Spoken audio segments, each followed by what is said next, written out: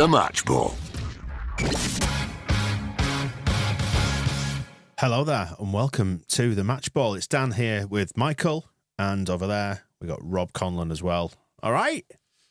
Fine, that wasn't it? Good, enjoyable. Yes, the big three. We'll get into those in a minute after we've done the big other three with our sponsors, Levi Solicitors, who will offer you a 15% discount on your legal fees for wills, conveyancing, lasting powers of attorney. Details of those can be found on Levi's website, levisolicitors.co.uk/the square ball. That discount in place until the 31st of October 2024. Correct. Good stuff. And into the show with the big three, then the big three talking points from Leeds United 2, Sheffield Wednesday 0 at Hillsborough. It's quite relaxing post-Georgie life, isn't it now? It's all fine. I enjoy football, despite what I've said for the past couple of weeks. Two of my notes, I think in both halves actually, were saying this is suspiciously easy. And that almost made sort of unnerved me, thinking, oh, we're just going to give something to them here, because that would be the only way they could score, because they were rubbish, but we were good. Yeah. So, but he's one of the big three. They were terrible. I mean, probably it was easy. It's somewhat pessimistic of us to say that we only won because they were shit, but I mean, they were shit as well. We were good, but yeah, they helped us be good as well. Yeah, undoubtedly was a factor. Mm. But let's not be let's not focus on them being terrible. Let's focus on us being good for a bit at least. Attacking, we did some of that today, which we didn't try last weekend. And I will say, for once, it felt like all, if you want to call them a front four, they all contributed, which was nice. It was like, I don't know who was the better of them really. I think probably Joseph and Nonto were the pick of them, but James and Aronson got goals. So. And how do you work that out? There were just lots of moves where they all seemed involved as well. Like I say, it felt like they had seen each other before, whereas last week it felt like they'd just been thrown on the pitch and it was like, do your best. But today, like you could see some patterns of play, which were nice. Yeah. Do we want to extend the attacking into the passing? In what respect? It was good. I liked the passing. The passing was good. The passing was quick. It was... Forward. Some of it was forwards. I enjoyed the bit actually. It was sort of probably about 70 minutes when they were going forward and they passed it backward and the crowd go, fucking hell, and you went, yeah. Yeah, that's what it feels like. Yeah, that's right. But that's because we were good at defending and we got back in shape properly. Yeah, it was good. The passing was good. It was incisive. It was quick. We seemed to pass through the lines. They gave us a lot of space to play in though. I did notice that. Throughout the game, like there was no sort of coordinated press on our defence. It felt like Ampadu had a very good game, but also a very easy game. Just was loads of space for him the whole time, and he just controlled it all very nicely in there. But some credit to him for that as well, because I felt like he kept possession really well and set us going forward. Some nice passes through the lines and all that. So and you look at the first goal, and I think that was the one that was started from a goal kick. And that all came from looking forward and taking risks, like the Dan James little flick. But it came off and it was really nice. And it was noticeable in the second half, Dan James got one of their players booked. And that's because he just got the ball around the halfway line, but just ran at him. And that was he got the ball in the exact same spot as he got it last week against West Brom when he just turned back, passed it back to a defender. It's like, look, you're all good, talented players. Just go trust yourself sometimes. Yeah, it felt like people played to the strengths a bit more tonight. James was just playing on the shoulder and running in behind. Joseph did some nice hold-up stuff. Nonto was roaming about and cutting in more often than going wide, but that was causing a lot of problems as well. Aronson was fairly busy. It was weird. I felt like he started the game in slightly weird fashion, Aronson. He was slipping all over the place. He did a bit of dancing at one point.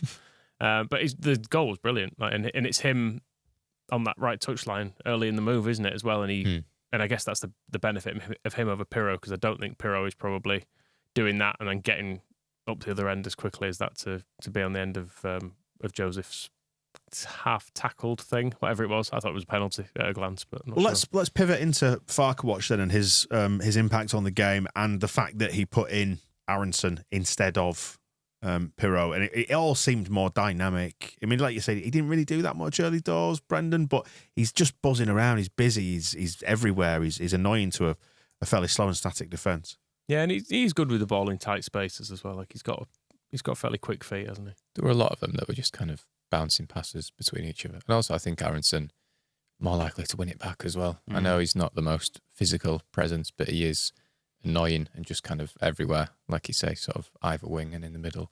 And yeah, it helped Nonto kind of switch around as well. There were times he was looking like a holding midfielder, like he'd come deep to get the ball. But again, you need that. Like if Ampadu and Gruev are sometimes going to struggle to pass forward, just get a really good player on the ball and he can do it for you. Yeah. Question for you, Michael. Sean is asking on the TSB Plus live stream, Michael, how many rat bastard goals does Aronson need for redemption? 18. That seems fair, doesn't it? Yeah, is that all? Yeah. So he gets to 20. Well, I mean, 'Cause he's got 2 already, hasn't no, he? I'll include those. Okay, fair enough. What did Somerville get last year? 20, I think. He got 20. Yeah. Bit shy of that. That's fine. Bit Yeah. shy of Championship Player of the Year. Would be fine. Is that all you're demanding? Yeah. I mean, Georgie got, 7 last year? So he's well on his way to beating Georgie. It was fun and cute, wasn't he? Yeah. I suppose he was. I did when Brendan scored that, I said, it would be funny if he left now. Having had a summer when probably no one wanted to buy him, people take a look for 2, get a couple of games, and they're like, yeah, it'd be all right in loan money. We might as well trigger that clause. He's proved his point. He just walks out of Ellen Road saying, fuck you. After the club have stated there were no clauses still valid, it's like, forgot about Brendan's. Somebody's actually ponied up 40 million. Oh, fair enough. Paul is pointing out that there was very nice composure from Brendan for his goal. It was. It was good. Really well Took it taken. well. Really well taken, wasn't it? Yeah, it was. And a really good move. Like, break down that move because that was great. Yeah, I think we already tried. Do it again. Do it again. But yeah, that little flick from James That's good, wasn't was Very particularly nice. Yeah, was it a penalty? I was screaming for a penalty, and then he put it in anyway. But I thought it looked like he took Joseph's legs out. He might have got a bit of ball eventually, but it looked untidy to me. It was nice for us to not wait around and find out and just go, no, we'll score instead. It's fine. Yeah. It was a really good goal. I've really, really enjoyed that goal. Yeah, it's the sort of thing that seemed like an impossibility against West Brom. It was such a turgid performance was that I just felt like we could have kept going and going and there would have not been a goal for either side in that game, whereas this just felt pretty much from the off we looked like we were causing problems. I mean, some of the problems were of their own making because they were absolutely awful playing out from the back. Like whenever they tried to do it, they just fucked it up. They just kept giving it to us. I think it was summed up by the bit in the first half when Nonto started pressing someone. It's the sort of thing where the defender's looking for a bit of a touch so they can ailing it and go over and get an easy free kick. Nonto just stood off him and went, yeah, go on, you can do something if you want. He just punted, toe-ended it out for a throw-in. It was like all the best. Yeah. It was a real basic bit of fucking Sunday league, just fucking kick it out and we'll defend the throw-in. I think we were good at recognising how shit they were, though, because I just looked at my notes and also noted down how before the first goal, there was Joe Rodon like pressing in their half, and that was just a lot more ambitious and actually like, look lads, these are crap. If we just put them under pressure, we can win the ball quite easily. So we might as well. Do we need to give a bit more credit to Farke because he's come under criticism? I mean, we criticised him for the negative style last weekend, and we dominated against Portsmouth and should have won, shouldn't we? But tonight it felt like we really saw the fruits of that when it works well. So we've got to give him credit, I think, when you're going to chuck rotten fruit at him for last week. It's weird how it flips because now we've won a game, you can go, well, we should have beaten Portsmouth. So really, it should have been 7 points and a couple of, not that Sheffield Wednesday are any good, but I suppose they were some people's dark horse for a playoff challenge, weren't they? Because of the way they finished last season and everything. So, and Yorkshire derbies were traditionally not particularly good at them, are we? So it's a banana skin, even if we are better than them, quite clearly. And West Brom away is a tough game, has always been a tough championship game. So a point there isn't bad. It just felt bad, didn't it, because of everything else that was going on. Considering it was like 2 weeks ago, there were some Leeds fans calling for their manager to replace Farke. You do look and go, don't know about that. Was that a bit premature? Yeah, we were saying during the game that Danny Rowe should have just left Sheff Wednesday at the end of last season when his stock was nice and high, because you look at their team and just go, might be quite hard to look good with them. There's not a single one of their players I'd be particularly interested in. Yeah, that guy Masaba was causing, who I was disappointed to learn wasn't the sort of Carla Saba, right? Because I misheard the commentator. Is that because you've got no respect for championship footballers and the division as a whole? 100%. Yeah. You said at one point you were asking if Iorfa was related to Dominic Iorfa, and went, that is him, and you went, oh right, yeah, good, good. Yeah, I know what you mean, though. But Dominic Iorfa is one of those names that is kind of just in the periphery of my footballing knowledge, and he could have played at any time over the last 20 years. Yeah, I know what you mean. He could have equally been for like Neil Warnock's Sheffield United side of 20 years ago. Yeah, I do know what you mean. A lot of Sheffield Wednesday's players like that, though, aren't they? You just kind of go, like that big Smith guy they brought on. I was like, I'm sure I've definitely seen him before, and he's definitely shit.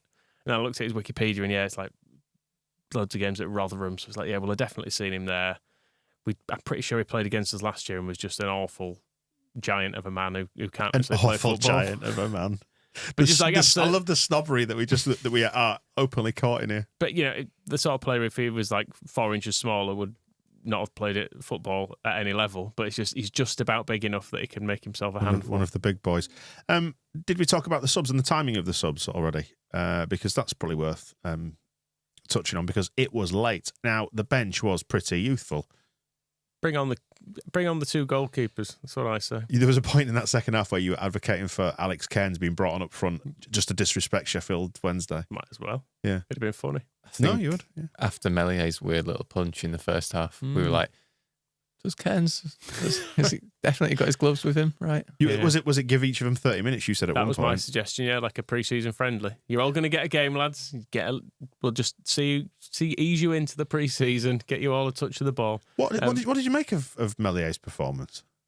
That punch was a bit weird. And there was another punch where he really could have caught it, but he didn't concede. And he made 1 save, 2 saves maybe. Yeah, he had to do what he did, or he did what he had to do. But yeah, between Melier's weird little punch and Brendan Aronson just dancing in front of another man, and also Junior Firpo going to volley and just falling over, there was some good slapstick comedy tonight. Yeah, the Melier punch, it was one of those you just went, what are you doing? we all universally said it, didn't we? It just looked so weird, because it was quite low, wasn't it? It was you used to a punch being like at the height of the high point of the cross or whatever, aren't you, where a keeper takes your arms are in the upper quadrant of your body, so you're normally in that kind of... It was a knee-high punch. The sky zone. Yeah, very strange. As we call it, as we physicians call it, yeah.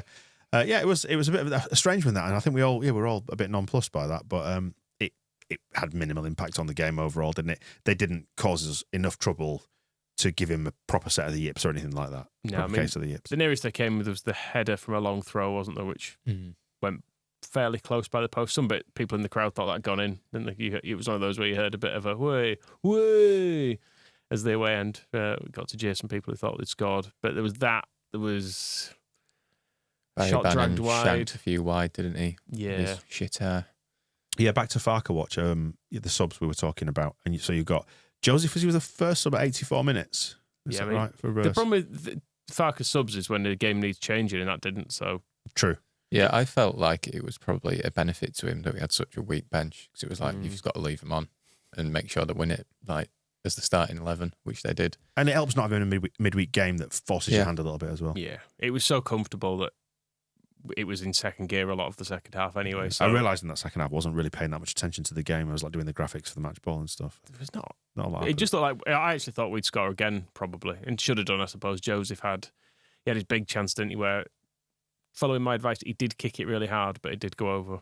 And then he had a shot saved as well, didn't he? James had one saved. There were chances to add another. Should have probably won it by 3. But I just thought with the shape of the game, with them needing to attack, we might get another breakaway goal, as James sort of did, where it's just a ball over the top. But they didn't particularly push hard, did they? I know they brought on a couple of strikers, but they didn't do a great deal. Who was your favourite of all their subs? Come on, tell me. It was Ugbo. Yep. Because even though I don't know who he is particularly, I just was like, I'm sure he's going to score against us. And Rob was like, he scored against us for Cardiff or something. I looked at his wiki, like, hey, he did play for Cardiff. Yeah, that was a complete guess. So it may have happened. I've no idea. Played for Chelsea as well at some point. Just, Again, you can guess these things on a CV. Just a footballer. Gassama, Ugbo, Palmer, Smith, Johnson. Yeah. That's Jamal Johnson, the same guy who was on loan for us in 2008. Is that right? Probably. Playing with Dominic Iorfa and Carlos Arba. That's the one. So, did any of the subs actually do anything? I'm looking. So, Pirro came on at 84 for Joseph. Ugbo had a shot, didn't he? That was. I meant for us. Oh, for them. Yeah. Sorry, yeah. Rothwell came on 2 minutes to spare. Byram at 90. Gelhardt at 90. Didn't do anything, them two. No. Yeah, there was a point. Did you say, come on, Joe, change the game or something, was it? Yeah, it was just... You've just been a silly sausage. It was just seeing the clock down, wasn't it? And I think everyone was happy for that to be the case. It was like, this is done. Yeah. This is all done. Yes, a weirdly relaxing second half. Do you know who else was relaxing? that man in the stand celebrating the second goal It's a great with his photo. pie. That was great. I have retweeted that picture if anyone's wondering. It's a work of art. Exactly which one it is. Yeah. Just looks so relaxed, doesn't he? Bursting through the hoardings with his burger in his hand or his pie or whatever. Did you it notice is. that as he started sort of tumbling and he realised something had to give, he didn't sacrifice his pie or burger, whatever it was, and he put it in his mouth in order to fall, which I thought was Very sensible. a principled choice. Yeah, keep your hands both free, and then don't lose the food. But those are good moments, are they? That's the moments that you latch onto and you think that's fun. That's fun. Apart from if you're the ref who booked Dan James was celebrating. Oh, yeah, that's the point. Actually, yeah, let's get up the dickhead ref chat about that. What a joyless fuckstick Yeah, for doing that. Did he actually go into the crowd or just to him? just sort of went to it. People grabbed him. Fine. People in the crowd grabbed him, and that's not Dan James's fault, is it? Premier League Fuck the crowd. Premier League Simon Hooper, but another fellow Baldman. Yeah, another Baldman, but Barry Bannon keen to join the Baldman club, but not quite yet. I didn't enjoy that very much. Overall, it was fine, I suppose. Wasn't it? You don't get as annoyed about these things when you win, do you? No. If we'd somehow managed to shoot ourselves in the foot and draw that, I'd probably be annoyed about something he did. But Yeah. as it is, I was going to say Ben's pointing out that he missed None of it made a the blatant difference. pull down of Nonto in the first 10 minutes. When will they start giving those as the fouls Mm. they clear? I mean, it doesn't really matter, does it? We won. yeah, that Nonto one was really obvious. I think Nonto was not going to get to the ball, so he didn't give it, but he still just grabbed him. Yeah. So send him off, I say. I mean, Nonto did briefly look like he was going to get sent off again. Mm. Yeah. But that is pretty much every away game that sort of looked Did we like kind it's of at one happening. point go, or draw breath, I think, to Yeah. remember, when he might put his foot in for a tackle? Was that Ampadu? Oh, that was Ampadu, actually, yeah. There were a couple of times when Nonto got isolated against a winger, stroke fullback, whoever they were. And he was just like, don't tackle him. And he did pull it round, actually, didn't he? Because his head had gone for a period in that first half. It's when he didn't get it's the traditional pattern of what makes footballers lose their head is when they don't get a decision or two, and then they do something and the decision's given against them, and they start getting chippy about it and shouting at the ref. And it often becomes vented by them booting someone, as Nonto did, get it out of your system, and then you settle back down again. You boot someone, so then you can turn the ref and go, oh, now you give one. It's like, you did just anyway. As Perlo's Beard is pointing out, says, to be fair to the ref, he gave us a shit ton of free kicks and seemed to be annoying the Wednesday fans no end. So that's fine. That's fine, isn't it? Yeah. Hooper by name, Hooper by nature. Yeah, fine. Are you into hooping? I'm not totally sure what I'm agreeing to. Nor am I. I'm just going to have a look on Urban Dictionary. I know Talk among yourselves. I know it's a Scottish phrase. You're talking out your hoop, so I know roughly What area? what area we're in. Oh no, it's a thing. Is that what Jermaine Genus was? I've no idea. No idea. I've no idea. But hooping is smuggling is the word I'm going to use if I'm going to describe it in a single word. Okie doke. Back to the show. Hooper though, yeah.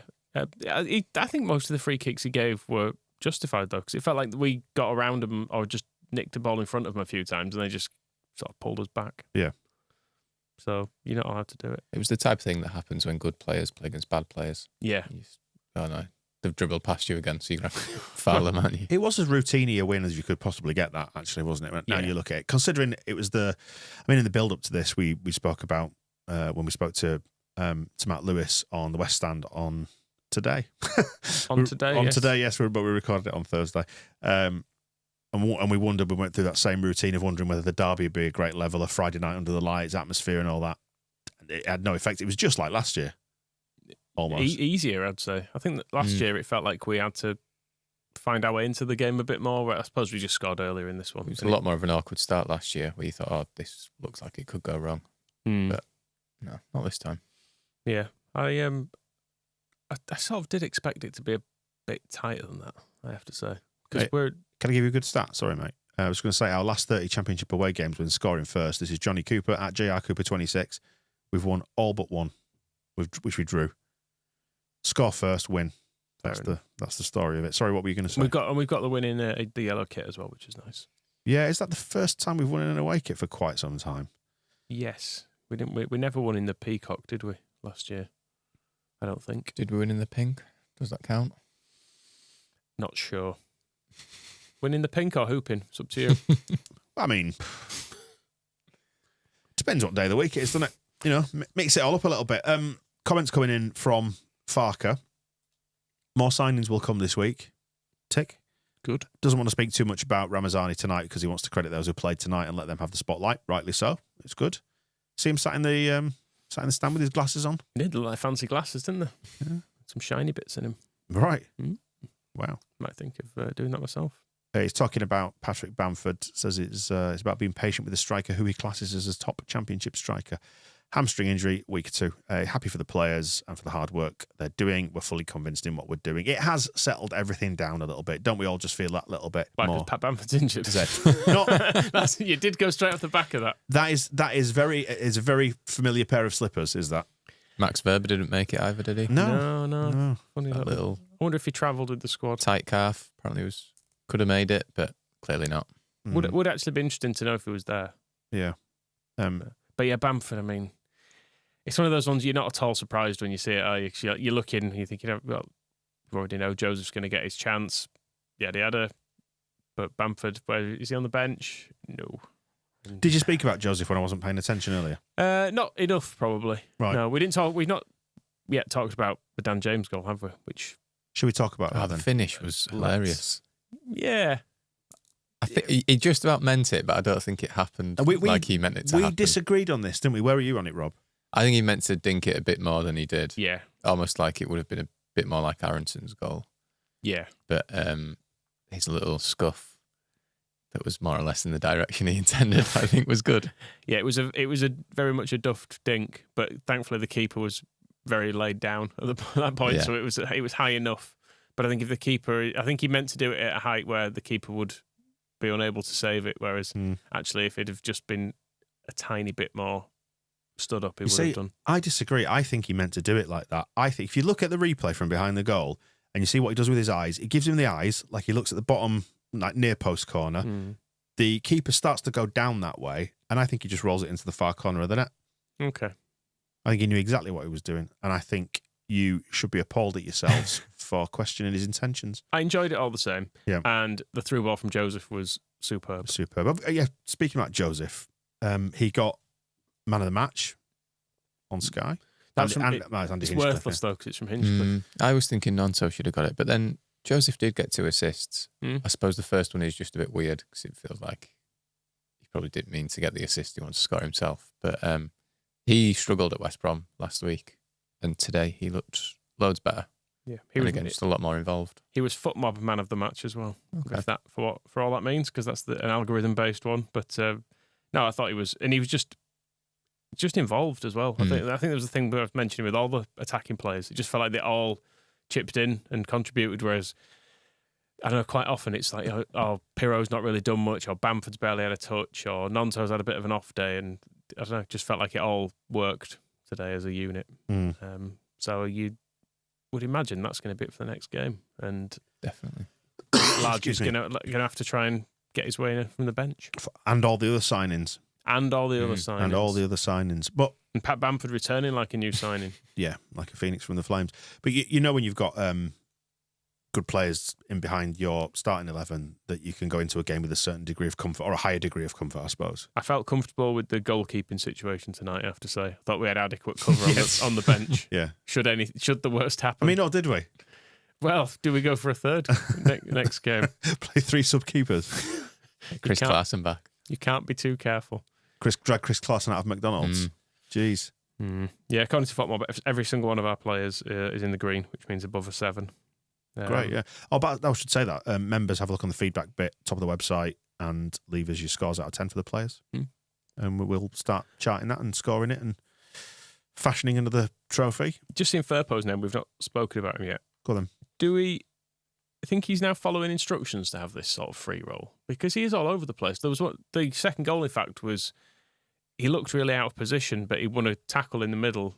And then we broke and scored. But like he does appear just in weird places, and I'm wondering if it's... I used to think it was just Firpo doing Firpo stuff. And maybe he's been given this instruction because that's what he does anyway. But he does appear... You know what he's like, just let him go do it. But he does appear in some weird areas, which I suppose does make him hard to track, because if you're a right winger stroke right back and you're expecting to cover him, but then all of a sudden he's over on the right or down the middle, it does drag your shape all over the place. So Is it possibly deliberate? Yes. I think it might be the thing of you're going to do what you want to do. So just I will tell you I've told you that sort of thing. Yeah, and maybe tell everyone else, look, he's going to do that. Well, that was the when thing. you see him doing it, just make sure one of you There was a lot of like back. Gruev getting to left back. Like I said, Nonso was like in Gruev's position a lot of the time, and then Firpo was sort of following Willie Nonso. Free roll. Just dive into some of the likes and dislikes in the comments. We need to address Barry Barnett. Barry Barnett. Barry Barnett, yeah. Yeah. What about his hair? Yeah, it's interesting, isn't it? It's an interesting choice. I think. Well, he's had hair transplants, hasn't he? He's had at least one because it came back for a bit. But As our resident hair expert here, by the way. He's gone again. Just don't worry about it, Barry. He's gone. Everyone can see it's gone. Just get rid of it. Just own it. Just get rid of it. Or go for a more... Given his immune system keeps rejecting his hair transplant, just go old school, get a proper Elton John wig. Right.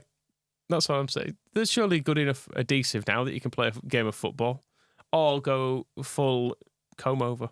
Right. Your Bo's ass is suggesting that you think Bannon has a fine head of hair. You see, I think I've got roughly the same head of hair as Barry Bannon. I'm just really conscious of the fact that it would look terrible if I tried to grow it. Ben is asking, would you rather have Bannon's hair or your own, which is the lesser of the two evils? You say there's no difference between them. How long would it take for you to end up with Barry Bannon's hair? It's hard to say. I think we should test this over the season. No, I simply can't grow it. It's going to look abysmal. No, sorry, Barry, if you're listening.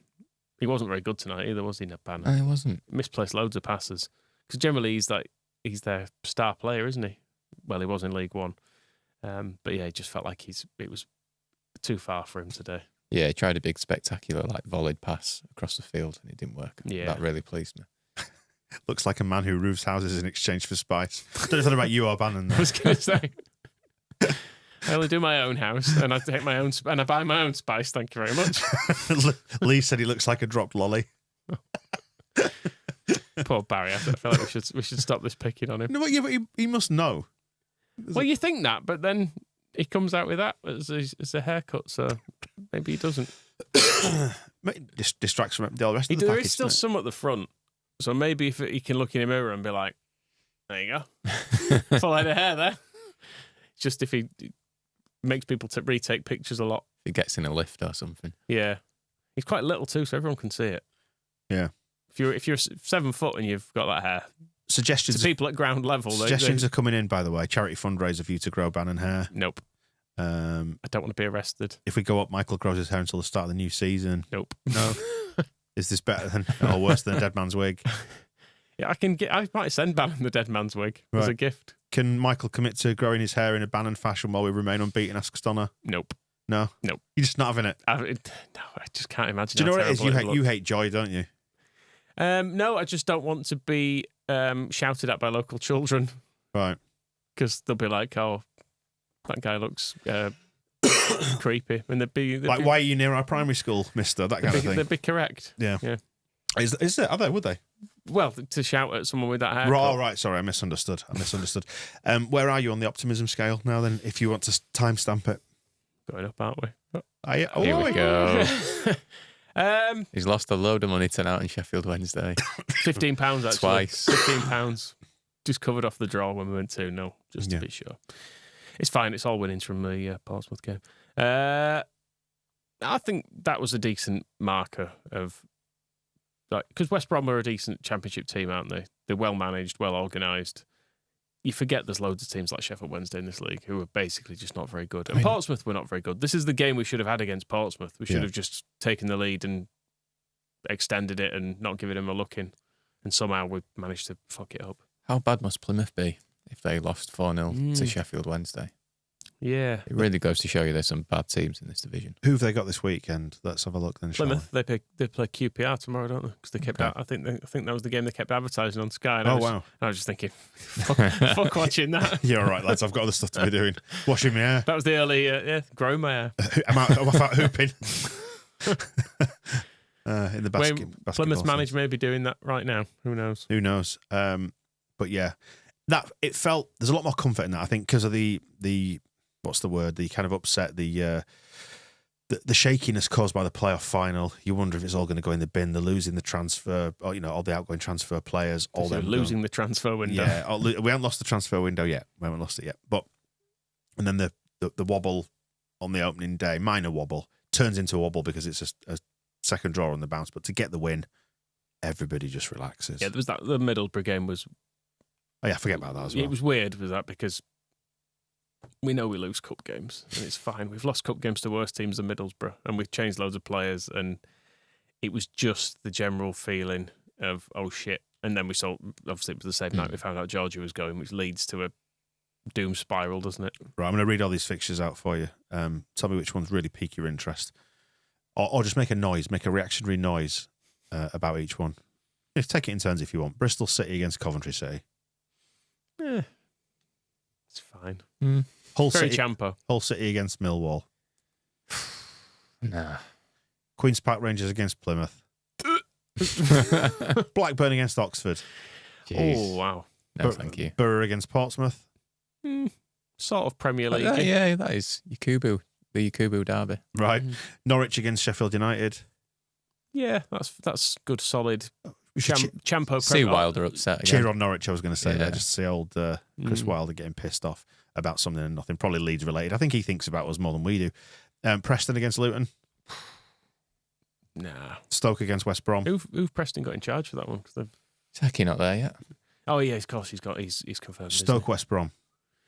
Very Champo. Sunderland Burnley. Might Very be all Champo. right. Yeah. Oh, that's sort of Premier League. Watford Derby. That's all. That's it. I'm done. All right, fine. It's both a terrible and brilliant league, isn't it? Really. As in, if you think about it, it's absolutely terrible. On paper, though, you might win some games, which makes it more fun. So where were you on the optimism scale? We didn't actually timestamp it, did we? No. What was our first win of last season? Probably about that. Ipswich. Was it? Yeah. Yeah. Yeah, actually. We're ahead of schedule, aren't we? In some ways, this was much better than the Ipswich win because we were defensively shambolic in that for, Cody Drama parts. It's when Georgie came to life, though, wasn't it? Yeah, it was. It was. We only had a year of him. Wonder what he's doing tonight. Be watching us, won't he? Cheering us on with a big bag of Skittles or something like that. Yeah, well, he's always been a Brighton fan, hasn't he? Because obviously he watched him that time and he said to his friend on the bench, Don't do it to yourself. Don't do it to yourself. Well, I think that's just about it, isn't it? So you're Ipswichy, are you? Is that what you said you were?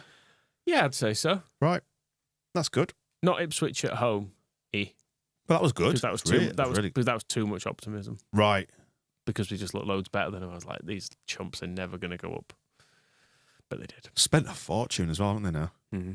The sort of spending that would alarm you. I'm just seeing in the comments there, Paul O'Keefe, apparently, 142,000 followers on Twitter, is saying that that was signing that Solomon fella from off of Spurs. From Spurs. Right. Medical might be tomorrow. Right. We've got too many players here. Chelsea in it. Well, yeah. Right, time is up on the match ball. Members, thank you for joining us on the live stream. Audio version in the members feed. Look out for that. You get extra time, some bonus chat for you now. We're going to stick around, debrief, analyse, the hooping, the hair chat, all that sort of stuff. That'll be good. And if you want to become a member, head to thesquareball.net/plus. We appreciate it. You get bonus shows every week. Back with all the usual gubbins. After the weekend, there's no West Stand on Monday because of the bank holiday. But we've got propaganda on Tuesday. And back into all the usual stuff after that. We will see you in a bit. The Match Ball.